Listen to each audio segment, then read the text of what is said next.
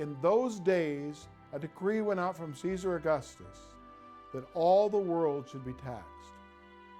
Those words begin a story we know so very well. In fact, just hearing those words makes us feel warm inside, because the sights and the sounds of Christmas, they remind us of the peace and the joy that is ours.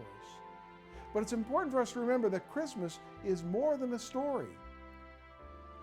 It's the tiny hand of God reaching out from a bed of straw. It's about God coming into our world as a person.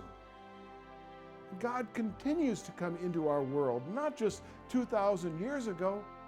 He comes into your world and my world, and He speaks to us those very real words.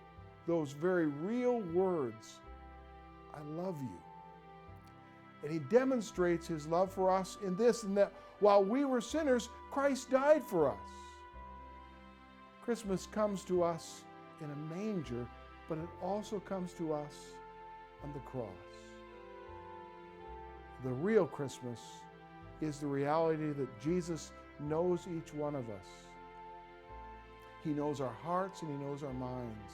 He knows the times we've sinned, the times we've rebelled against God, the times we've worshiped the season more than the Savior.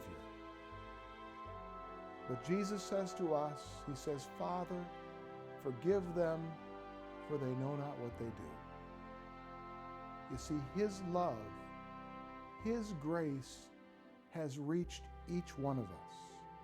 Maybe it came to us like the people of the Old Testament. Your ancestors told their children, and their children told their children, and it finally came to us. Or maybe a Christian friend invited you to church. It matters not.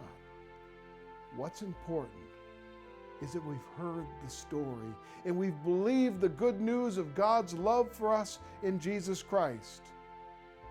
And like those people in the past, like the prophets of the Old Testament, the shepherds who visited the manger, the wise men who came to worship the newborn King, like Mary and Joseph, the apostles, missionaries, grandparents, and parents, we continue to tell the story.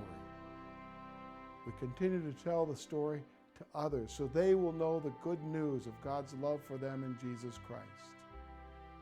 The story that in those days, a decree went out to Caesar Augustus that all the world should be taxed. This is the story of Jesus. It is the old, old story of Jesus and His love.